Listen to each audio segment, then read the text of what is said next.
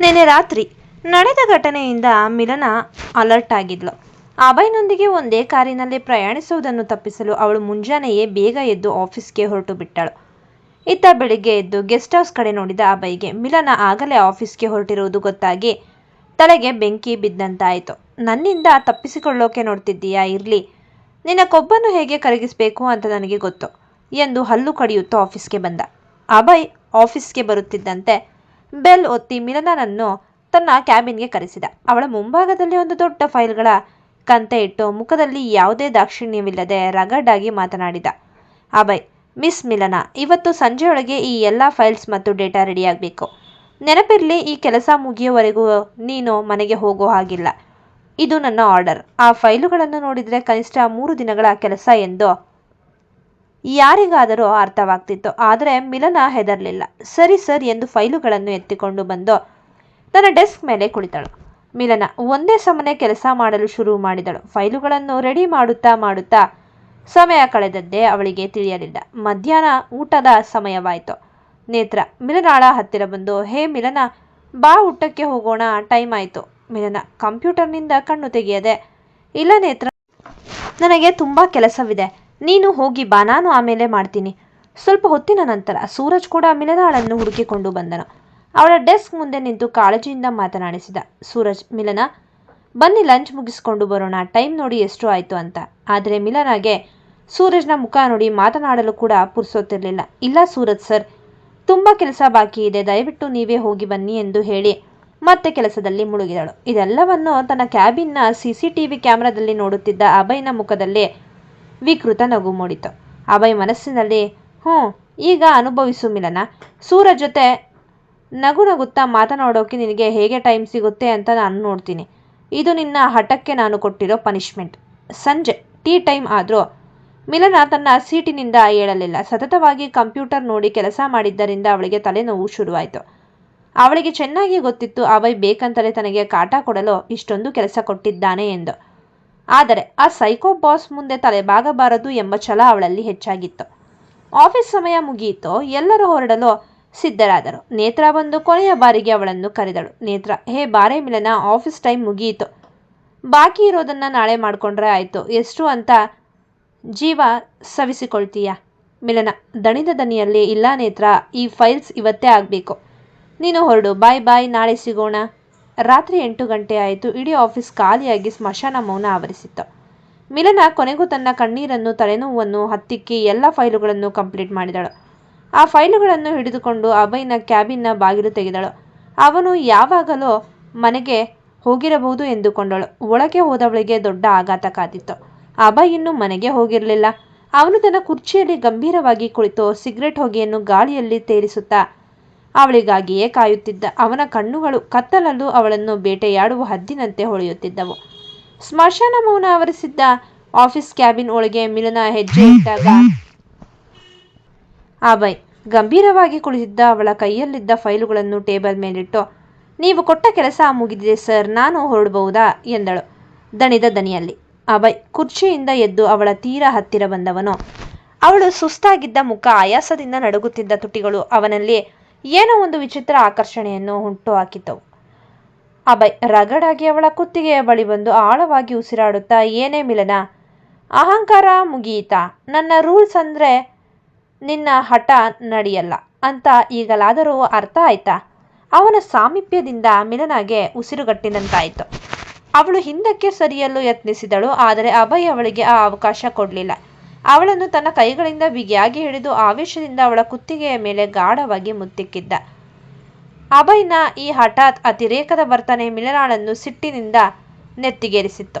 ತನ್ನ ಮೇಲೆ ಇಷ್ಟೊಂದು ದಬ್ಬಾಳಿಕೆ ಮಾಡುತ್ತಿರುವ, ತನ್ನ ಒಪ್ಪಿಗೆ ಇಲ್ಲದೆ ಇಷ್ಟು ಹತ್ತಿರ ಬಂದ ಈ ಮನುಷ್ಯನಿಗೆ ಬುದ್ಧಿ ಕಲಿಸಲೇಬೇಕು ಎಂದು ಅವಳು ಯೋಚಿಸದೆಯೇ ತನ್ನ ಬಲಗೈಯನ್ನು ಎತ್ತಿ ಅಭಯ್ನ ಕೆನ್ನೆಗೆ ಚಟಾರೆಂದು ಬಾರಿಸಿದಳು. ನಿಶ್ಶಬ್ದವಾಗಿದ್ದ ಆ ಕ್ಯಾಬಿನ್ನಲ್ಲಿ ಆ ಸದ್ದು ಪ್ರತಿಧ್ವನಿಸುತ್ತಿತ್ತು. ಅಭಯ್ ಒಂದು ಕ್ಷಣ ಸ್ತಬ್ಧನಾದ. ಅವನ ಅಹಂಕಾರಕ್ಕೆ ಬಿದ್ದ ದೊಡ್ಡ ಪೆಟ್ಟಾಗಿತ್ತು ಅದು. ಕೆನ್ನೆಯ ಉರಿಗಿಂತ ಅವಳು ತನಗೆ ಹೊಡೆದಳು ಎಂಬ ಆಘಾತ ಅವನನ್ನು ಕೆರಳಿಸಿತ್ತು. ಸಿಟ್ಟಿನಿಂದ ಕಣ್ಣು ಕೆಂಪಾಗಿಸಿದ ಅವನು, ಏಯ್ ಎಂದು ಗದರುತ್ತಾ ಅವಳಿಗೆ ಹೊಡೆಯಲು ಕೈ ಎತ್ತಿದ್ದ.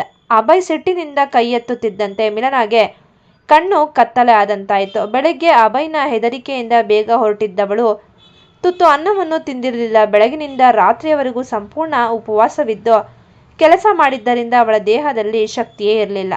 ತಲೆ ಸುತ್ತು ಬಂದು ಅವಳು ನೇರವಾಗಿ ಅಭಯ್ನ ಎದೆಯ ಮೇಲೆಯೇ ಕುಸಿದು ಬಿದ್ದಳು. ಅಭಯ್ ತಕ್ಷಣ ತನ್ನ ಸಿಟ್ಟನ್ನು ಮರೆತು ಅವಳನ್ನು ಗಟ್ಟಿಯಾಗಿ ಹಿಡಿದುಕೊಂಡ. ಮಿಲನ ಏನಾಯ್ತು ನಿಂಗೆ ಎಂದು ಗಾಬರಿಯಿಂದ ಕೂಗಿದ. ಅವಳನ್ನು ಸೋಫಾದ ಮೇಲೆ ಮಲಗಿಸಿ ಓಡಿ ಹೋಗಿ ನೀರು ತಂದು ಮುಖಕ್ಕೆ ಚಿಮುಕಿಸಿದರೂ ಅವಳಿಗೆ ಎಚ್ಚರವಾಗಲಿಲ್ಲ. ಅವಳ ಮೈ ಐಸ್ ಬಾಕ್ಸ್ನಂತೆ ತಣ್ಣಗಾಗಿತ್ತು. ಅಭಯ್ಗೆ ಆ ಕ್ಷಣದಲ್ಲಿ ಉಸಿರೇ ನಿಂತಂತಾಯಿತು. ತನ್ನ ಹಠದಿಂದಲೇ ಅವಳಿಗೆ ಈ ಸ್ಥಿತಿ ಬಂತು ಎಂದು ಅರ್ಥವಾಗಿ ತನ್ನ ಅಹಂಕಾರ ಬಿಟ್ಟು ಸಂಪೂರ್ಣವಾಗಿ ಗಾಬರಿಯಾದವನು ತಕ್ಷಣ ತನ್ನ ಕೈಗಳಲ್ಲಿ ಎತ್ತಿಕೊಂಡು ಕಾರಿನತ್ತ ಓಡಿದ. ಹಾಸ್ಪಿಟಲ್ ತಲುಪಿದ ತಕ್ಷಣ ಡಾಕ್ಟರ್ಸ್ ಅವಳನ್ನು ತಪಾಸಣೆ ಮಾಡಿ ತೀವ್ರವಾದ ಸುಸ್ತು ಮತ್ತು ಉಪವಾಸದಿಂದ ಡಿಹೈಡ್ರೇಷನ್ ಆಗಿದೆ ಎಂದು ಗ್ಲೂಕೋಸ್ ಬಾಟಲು ಹಾಕಿದರು. ಅಭಯ್ ಬೆಡ್ ಪಕ್ಕದಲ್ಲೇ ನಿಂತು ಅಸಹಾಯಕನಾಗಿ ಅವಳನ್ನೇ ನೋಡುತ್ತಿದ್ದ. ಅಷ್ಟರಲ್ಲಿ ಅವನ ಫೋನ್ ರಿಂಗ್ ಆಯಿತು. ತಂದೆ ಗೋಪಾಲ್ ವರ್ಮಾ ಕರೆ ಮಾಡಿದ್ದರು. ಗೋಪಾಲ್ ವರ್ಮಾ: ಮಗನೇ ಅಭಯ್, ಮಿಲನ ಇನ್ನೂ ಮನೆಗೆ ಬಂದಿಲ್ಲಪ್ಪ. ಪಾಪ ಒಂಟಿ ಹುಡುಗಿ, ಗೆಸ್ಟ್ ಹೌಸ್ ಕತ್ತಲಾಗಿದೆ, ಯಾವಾಗ ಕೆಲಸದಿಂದ ಬಿಟ್ಟೆ ಅಂತ ವಿಚಾರಿಸೋಣ ಅಂತ ಕಾಲ್ ಮಾಡಿದೆ. ಅಭಯ್ ತನ್ನ ಧ್ವನಿಯನ್ನು ಸರಿಪಡಿಸಿಕೊಂಡು, ಅವಳು ನನ್ನ ಜೊತೆನೇ ಇದ್ದಾಳೆ ಅಪ್ಪ. ಆಫೀಸ್ನಲ್ಲಿ ಸ್ವಲ್ಪ ಇಂಪಾರ್ಟೆಂಟ್ ಕೆಲಸ ಜಾಸ್ತಿ ಇತ್ತು, ಹಾಗಾಗಿ ನಾನೇ ಇಟ್ಟುಕೊಂಡಿದ್ದೆ. ಇನ್ನೊಂದು ಸ್ವಲ್ಪ ಹೊತ್ತಿನಲ್ಲೇ ನಾವಿಬ್ಬರು ಒಟ್ಟಿಗೆ ಬರ್ತೀವಿ ಎಂದು ಹೇಳಿ ತಕ್ಷಣ ಫೋನ್ ಕಟ್ ಮಾಡ್ದ. ಸ್ವಲ್ಪ ಹೊತ್ತಿನ ನಂತರ ಮಿಲನಾಗೆ ಪ್ರಜ್ಞೆ ಬಂದಾಗ ಅವಳ ಕಣ್ಣೆದುರು ಅಭಯ್ ಕುಳಿತಿದ್ದ. ಅವನ ಕಣ್ಣುಗಳಲ್ಲಿ ಮೊದಲ ಬಾರಿಗೆ ದರ್ಪ ಇರಲಿಲ್ಲ, ಬದಲಿಗೆ ಅಪರಾಧ ಪ್ರಜ್ಞೆ ಮತ್ತು ಮೃದುತ್ವವಿತ್ತು. ಅಭಯ್ ಸ್ವಲ್ಪ ಸಾಫ್ಟ್ ಆಗಿ ಅವಳ ಕೈಯನ್ನು ಹಿಡಿಯಲು ಹೋಗಿ, ಈಗ ಹೇಗಿದೆ ಮಿಲನ? ಯಾಕೆ ಬೆಳಗಿನಿಂದ ಏನೂ ತಿಂದಿರಲಿಲ್ಲ? ನನಗೊಂದು ಮಾತು ಹೇಳಬೇಕಿತ್ತು ಅಲ್ವಾ? ಮಿಲನ ಅವನ ಆ ಮೃದುತ್ವವನ್ನು ನೋಡಿ ಕರಗಲಿಲ್ಲ. ಕುತ್ತಿಗೆಯ ಮೇಲಿನ ಅವನ ಮುತ್ತಿನ ಗುರುತು ಮತ್ತು ಅವನು ಕೊಟ್ಟ ಕಾಟವೇ ಅವಳಿಗೆ ನೆನಪಾಯಿತು. ಅವಳು ಕೋಪ ಮತ್ತು ಅಸಹ್ಯದಿಂದ ತನ್ನ ಮುಖವನ್ನು ಇನ್ನೊಂದು ಕಡೆ ತಿರುಗಿಸಿಕೊಂಡಳು. ಅಭಯ್ಗೆ ಅವಳ ಆ ನಡವಳಿಕೆ ನೋವು ತಂದರೂ ಅವನು ಸುಮ್ಮನಾದನು. ಗ್ಲೂಕೋಸ್ ಮುಗಿದ ತಕ್ಷಣ ಅವಳು ಎಷ್ಟೋ ಬೇಡ ಎಂದರೋ ಕೇಳದೆ ಅವಳನ್ನು ಗದರಿಸಿ ಬಲವಂತವಾಗಿ ತನ್ನ ಕಾರ್ನಲ್ಲಿ ಕೂರಿಸಿಕೊಂಡು ನೇರವಾಗಿ ಮೇನ್ ಹೌಸ್ಗೆ ಕರೆದುಕೊಂಡ ಬಂದ. ಮನೆಗೆ ಬರುತ್ತಿದ್ದಂತೆ ವನಜಾಕ್ಷಿಯವರು ಮಿಲನನ ಸ್ಥಿತಿಯನ್ನು ನೋಡಿ ಗಾಬರಿಯಾದರು. ಅಭಯ್ ಅಮ್ಮನಿಗೆ, ಅಮ್ಮ, ಇವಳು ಬೆಳಗ್ಗಿನಿಂದ ಏನೂ ತಿಂದಿಲ್ಲ, ಮೊದಲು ಊಟ ತಗೊಂಡು ಬಾ ಎಂದನು. ವನಜಾಕ್ಷಿಯವರು ತಾವೇ ಸ್ವತಃ ಊಟದ ತಟ್ಟೆಯನ್ನು ಹಿಡಿದು ತಂದು ಮಿಲನಾಳ ಪಕ್ಕದಲ್ಲಿ ಕುಳಿತು ತಾಯಿಯ ಮಮತೆಯಿಂದ ಅವಳ ಬಾಯಿಗೆ ತುತ್ತು ಇಡಲಾರಂಭಿಸಿದರು. ಮಿಲನ ಆ ತುತ್ತನ್ನು ಅಗಿಯುತ್ತಾ ರೂಮಿನ ಬಾಗಿಲ ಬಳಿ ನಿಂತು ತನ್ನನ್ನೇ ನೋಡುತ್ತಿದ್ದ ಅಭಯ್ನನ್ನು ದಿಟ್ಟಿಸಿದಳು. ಅವಳ ಕಣ್ಣುಗಳಿಂದ ತಡೆಯಲಾರದ ಕಣ್ಣೀರು ಕೆನ್ನೆಯ ಮೇಲೆ ಹರಿಯಿತು. ಅವಳ ಮನಸ್ಸು ವಿಚಿತ್ರವಾದ ಗೊಂದಲಕ್ಕೆ ಸಿಲುಕಿತ್ತು. ಮಿಲನ ಮನಸ್ಸಿನಲ್ಲಿ, ಯಾರೀ ಮನುಷ್ಯ? ನನಗೆ ಆಫೀಸ್ನಲ್ಲಿ ದಿನ ನರಕ ತೋರಿಸೋನು ಇವನೇ, ಬಲವಂತವಾಗಿ ನನ್ನ ಹತ್ತಿರ ಬಂದು ಮುತ್ತು ಕೊಟ್ಟವನು ಇವನೇ, ಈಗ ನನಗೆ ಹುಷಾರಿಲ್ಲ ಅಂದಾಗ ಕಣ್ಣಲ್ಲಿ ನೀರು ಹಾಕಿಕೊಂಡು ಹಾಸ್ಪಿಟಲ್ಗೆ ಕರೆದುಕೊಂಡು ಹೋಗಿ ಕಾಯೋನು ಇವನೇ, ಕಾಟ ಕೊಡೋನು ಇವನೇ, ಕಾಯೋನು ಇವನೇ. ಇವನ ನಿಜವಾದ ಮುಖ ಯಾವುದು? ಅಭಯ್ ಅವಳ ಕಣ್ಣೀರನ್ನು ನೋಡಲಾಗದೆ ಅಲ್ಲಿಂದ ಹೊರಗೆ ಹೋದರೂ ಅವನ ಮನಸ್ಸು ಇನ್ಮೇಲೆ ಅವಳನ್ನು ನೋಯಿಸಬಾರದು ಎಂಬ ನಿರ್ಧಾರಕ್ಕೆ ಬಂದಿತ್ತು. ಆ ಘಟನೆಯ ನಂತರ ಅಭಯ್ ಸದ್ಯಕ್ಕೆ ಮಿಲನಾಳಿಗೆ ಯಾವುದೇ ತೊಂದರೆ ಕೊಡಲು ಹೋಗಲಿಲ್ಲ. ಅವಳ ಕಣ್ಣೀರು ಮತ್ತು ಆಸ್ಪತ್ರೆಯ ಘಟನೆ ಅವನ ಮನಸ್ಸಿನಲ್ಲಿದ್ದ ಅಹಂಕಾರವನ್ನು ಸ್ವಲ್ಪ ಮಟ್ಟಿಗೆ ತಣ್ಣಗಾಗಿಸಿತ್ತು. ಮಿಲನ ತನ್ನ ಪಾಡಿಗೆ ತಾನು ದಿನ ಬಸ್ಸಿನಲ್ಲೇ ಆಫೀಸ್ಗೆ ಬಂದು ಬಸ್ಸಿನಲ್ಲೇ ಗೆಸ್ಟ್ ಹೌಸ್ಗೆ ಮರಳುತ್ತಿದ್ದಳು. ಸೂರಜ್ ಮತ್ತು ನೇತ್ರಾಳ ಸ್ನೇಹ ಅವಳಿಗೆ ಆಫೀಸ್ ವಾತಾವರಣವನ್ನು ಹಗುರವಾಗಿಸಿತ್ತು. ಮಿಲನ ಈ ಕಂಪನಿಗೆ ಸೇರಿ ಇಂದಿಗೆ ಸರಿಯಾಗಿ 1 ತಿಂಗಳು ಕಳೆಯಿತು. ಆಫೀಸ್ನಲ್ಲಿ ಎಲ್ಲರೂ ಕೆಲಸದಲ್ಲಿ ಮಗ್ನರಾಗಿದ್ದಾಗ ಇದ್ದಕ್ಕಿದ್ದಂತೆ ಎಲ್ಲರ ಫೋನುಗಳಿಗೆ ಮೆಸೇಜ್ ಬಂತು. ಸದ್ದು ಕೇಳಿಸಿತು. ಅಕೌಂಟ್ಗೆ ಸಂಬಳ ಕ್ರೆಡಿಟ್ ಆಗಿರುವ ಅಫಿಷಿಯಲ್ ಮೆಸೇಜ್ ಅದು. ಮಿಲನ ತನ್ನ ಫೋನ್ ತೆಗೆದು ನೋಡಿದಳು. ಬ್ಯಾಂಕ್ನಿಂದ ಬಂದಿದ್ದ ಮೆಸೇಜ್ ನೋಡಿ ಅವಳ ಮುಖದಲ್ಲಿ ಕೋಟಿ ದೀಪ ಹಚ್ಚಿದಷ್ಟು ಸಂತೋಷ ಮೂಡಿತು. ಕಷ್ಟಪಟ್ಟು ದುಡಿದ ಮೊದಲ ತಿಂಗಳ ಸಂಬಳ ಅವಳ ಕೈ ಸೇರಿತ್ತು. ಅವಳು ತಕ್ಷಣ ಮನಸ್ಸಿನಲ್ಲೇ ಲೆಕ್ಕಾಚಾರ ಹಾಕತೊಡಗಿದಳು. ನಾಳೆ ಶುಕ್ರವಾರ, 1 ದಿನ ರಜೆ ಹಾಕಿಕೊಂಡ್ರೆ ಶನಿವಾರ ಮತ್ತು ಭಾನುವಾರ ಹೇಗೋ ಆಫೀಸ್ಗೆ ರಜೆ ಇರುತ್ತೆ. ಸತತ 3 ದಿನಗಳು ಸಿಗುತ್ತವೆ. ತನ್ನೂರಿಗೆ ಹೋಗಿ ಅಮ್ಮ, ತಂಗಿ ಮತ್ತು ತಮ್ಮನನ್ನು ನೋಡಿಕೊಂಡು ಬರ್ಬೋದು. ಈ ಸಂಬಳದ ದುಡ್ಡಿನಲ್ಲಿ ಅವರಿಗೆ ಬೇಕಾದ ಬಟ್ಟೆ, ತಿಂಡಿ ಎಲ್ಲವನ್ನು ಕೊಡಿಸಿ ಅವರ ಮುಖದಲ್ಲಿ ಖುಷಿ ನೋಡಬಹುದು ಎಂದು ಯೋಚಿಸುತ್ತಿದ್ದಾಗ ಅವಳ ಕಣ್ಣುಗಳು ಆನಂದ ಬಾಷ್ಪದಿಂದ ತೇವವಾದವು. ಇತ್ತ ತನ್ನ ಕ್ಯಾಬಿನ್ ಗ್ಲಾಸ್ ವಿಂಡೋ ಮೂಲಕ ಅಭಯ್ ಮಿಲನನ್ನೇ ನೋಡ್ತಿದ್ದ. ಫೋನ್ ಮೆಸೇಜ್ ನೋಡಿ ಅವಳು ಮಗುವಿನಂತೆ ಸಂತೋಷ ಪಡುತ್ತಿರುವುದನ್ನು, ಕಣ್ಣೊರೆಸಿಕೊಳ್ಳುತ್ತಿರುವುದನ್ನು ಕಂಡು ಅವನ ಕಠಿಣ ಹೃದಯದಲ್ಲೂ ಒಂದು ಖುಷಿ ಮತ್ತು ನಿರಾಳತೆ ಮೂಡಿತ್ತು.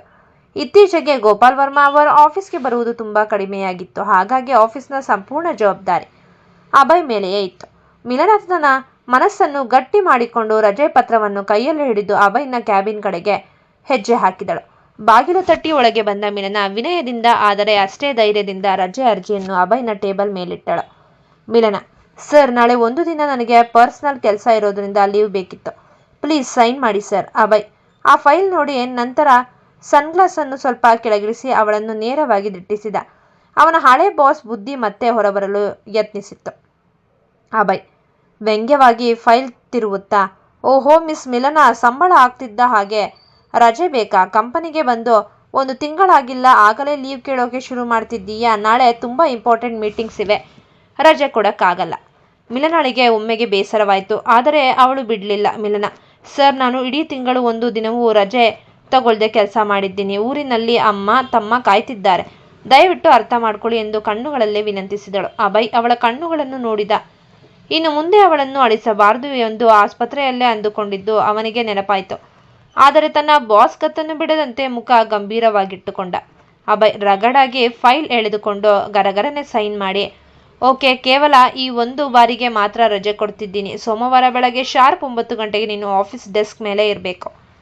1 ನಿಮಿಷ ಲೇಟ್ ಆದರೂ ಸ್ಯಾಲ್ರಿ ಕಟ್ ಮಾಡ್ತೀನಿ, ನೆನಪಿರ್ಲಿ ಎಂದು ಫೈಲ್ ಅನ್ನು ಅವಳ ಕಡೆಗೆ ಎಸೆದಂತೆ ಕೊಟ್ಟ. ಮಿಲನಾಗೆ ಅವನು ರಜೆ ಕೊಟ್ಟಿದ್ದೇ ದೊಡ್ಡ ಪವಾಡ ಅನಿಸಿತ್ತು. ಥ್ಯಾಂಕ್ ಯು ಸರ್ ಎಂದು ಹೇಳಿ ಫೈಲ್ ಹಿಡಿದು ಖುಷಿಯಿಂದ ಹೊರಗೆ ಓಡಿದಳು.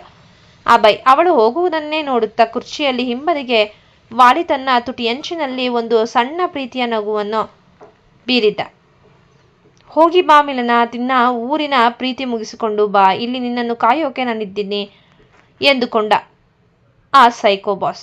ಬೆಂಗಳೂರಿನ ಆ ನರಕದಂತಹ ವಾತಾವರಣ, ಅಭಯ್ನ ದರ್ಪ ಎಲ್ಲವನ್ನು ಮರೆತು ಮಿಲನ ಅಂದು ಮುಂಜಾನೆಯ ಖುಷಿಯಿಂದ ಊರಿನ ಬಸ್ ಹತ್ತಿದಳು. ಕಿಟಕಿಯ ಹೊರಗೆ ಬೀಸುತ್ತಿದ್ದ ತಂಗಾಳಿ ಅವಳ ಮನಸ್ಸನ್ನು ಹಗುರವಾಗಿಸಿತ್ತು. ಕೊನೆಗೂ ಬಸ್ಸು ಅವಳ ಪ್ರೀತಿಯ ಹಳ್ಳಿಯನ್ನು ಬಂದು ತಲುಪಿತ್ತು.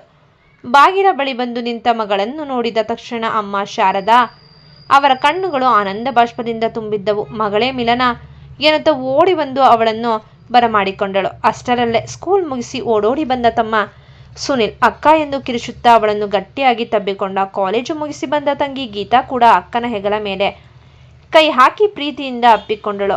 1 ತಿಂಗಳ ನಂತರ ಅಕ್ಕನನ್ನು ನೋಡಿದ ಖುಷಿ ಅವರ ಮುಖದಲ್ಲಿ ಎದ್ದು ಕಾಣ್ತಿತ್ತು. ಮನೆಯೊಳಗೆ ಕೂತ ತಕ್ಷಣ ತಮ್ಮ ತಂಗಿ ಇಬ್ಬರು ಅವಳ ತಲೆ ತಿನ್ನಲು ಶುರು ಮಾಡಿದ್ರು. ಸುನೀಲ್, ಅಕ್ಕ, ಬೆಂಗಳೂರು ಹೇಗಿದೆ? ಅಲ್ಲಿ ದೊಡ್ಡ ದೊಡ್ಡ ಬಿಲ್ಡಿಂಗ್ಗಳಿವೆ ಅಂತೆ, ಹೌದಾ? ಗೀತಾ, ಹೌದಕ್ಕ. ನಿನಗೆ ಅಲ್ಲಿ ಹೊಸ ಫ್ರೆಂಡ್ಸ್ ಸಿಕ್ಕಿದ್ದಾರಾ? ಕೆಲಸ ಎಲ್ಲ ಅಡ್ಜಸ್ಟ್ ಆಯ್ತಾ? ಮಿಲನ ಅವರಿಬ್ಬರನ್ನು ಹತ್ತಿರ ಕರೆದು ನಿಧಾನವಾಗಿ ಉತ್ತರಿಸಿದಳು. ಎಲ್ಲ ಚೆನ್ನಾಗಿದೆ ಕಣ್ರೋ, ಮೊದಲು ನಿಮ್ಮ ಓದು ಹೇಗೆ ನಡೀತಿದೆ ಅಂತ ಹೇಳಿ ಎಂದು ಅವರ ಸ್ಕೂಲ್ ಕಾಲೇಜು ವಿಷಯಗಳನ್ನು ಪ್ರೀತಿಯಿಂದ ವಿಚಾರಿಸಿದಳು.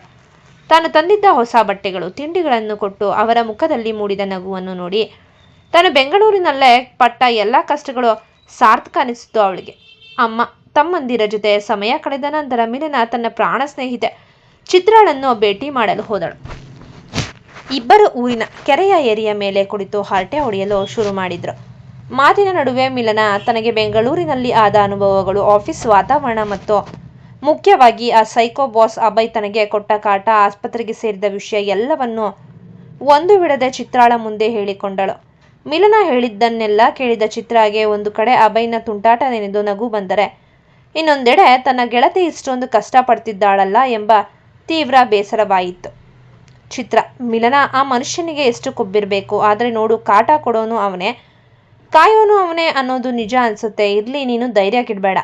ಮಾತು ಮುಗಿಯುವಾಗ ಮಿಲನ ಬೆಂಗಳೂರಿಗೆ ಹೋಗುವಾಗ ಚಿತ್ರ ಕೊಟ್ಟಿದ್ದ ಸಾಲದ ದುಡ್ಡನ್ನು ವಾಪಸ್ ತೆಗೆದು ಅವಳ ಕೈಗಿಟ್ಟಳು. ಚಿತ್ರ, ಯಾಕೆ ಮಿಲನ, ಇದು ಈಗಲೇ ಬೇಡ, ನಿನ್ನ ಹತ್ರ ಇರಲಿ ಎಂದು ನಿರಾಕರಿಸಿದಳು. ಆದರೆ ಮಿಲನ ಕೇಳಲಿಲ್ಲ. ಇಲ್ಲ ಚಿತ್ರ, ನನಗೆ ಈ ತಿಂಗಳ ಸಂಬಳ ಬಂದಿದೆ, ನನ್ನ ಕಷ್ಟಕ್ಕೆ ನೆರವಾಗಿದ್ದೆ, ನಿನ್ನ ದುಡ್ಡನ್ನು ಇಟ್ಟುಕೊಳ್ಳೋಕೆ ನನ್ನ ಮನಸ್ಸು ಒಪ್ಪಲ್ಲ, ತಗೋ ಎಂದು ಬಲವಂತವಾಗಿ ಕೊಟ್ಟಳು. ಅದಾದ ನಂತರ ಇಬ್ಬರು ಗೆಳತಿಯರು ಹಳೆಯ ನೆನಪುಗಳನ್ನು ಮೆಲುಕು ಹಾಕುತ್ತಾ ಊರೆಲ್ಲ ಸುತ್ತಾಡಿದರು. ತನ್ನೂರಿನ ಮಣ್ಣಿನ ವಾಸನೆ, ಹಸಿರು, ಗೆಳತಿಯ ಸಾಂತ್ವನ ಮಿಲನಾಳ ಮನಸ್ಸಿಗೆ ಹೊಸ ಚೈತನ್ಯವನ್ನು ನೀಡಿತ್ತು. ಸಂಜೆಯಾಗುತ್ತಿದ್ದಂತೆ ಅವಳು ನೆಮ್ಮದಿಯಿಂದ ಮನೆಗೆ ಮರಳಿದಳು. ಆದರೆ ಅವಳಿಗೆ ಗೊತ್ತಿರಲಿಲ್ಲ, ಇಲ್ಲಿ ತಾನು ನೆಮ್ಮದಿಯಿಂದ ಇದ್ದರೆ ಅಲ್ಲಿ ಬೆಂಗಳೂರಿನ ತನ್ನ ಐಷಾರಾಮಿ ರೂಮ್ನಲ್ಲಿ ಕುಳಿತಿರುವ ಅಭಯ್ಗೆ ಮಿಲನ ಇಲ್ಲದ ಆಫೀಸ್ ಒಂಟಿಯಾಗಿ ಕಾಣುತ್ತಿದೆ ಎಂದು. ಈ ಕತೆ ನಿಮಗೆ ಇಷ್ಟವಾಗಿದ್ದಲ್ಲಿ ಕಥೆಯನ್ನು ವೀಕ್ಷಿಸಿದ ನಂತರ ದಯಮಾಡಿ ನಮ್ಮ ಚಾನಲ್ಗೆ ಶೇರ್ ಮಾಡಿ, ಕಮೆಂಟ್ ಮಾಡಿ ಮತ್ತು ಸಬ್ಸ್ಕ್ರೈಬ್ ಮಾಡಿ. ಧನ್ಯವಾದಗಳು.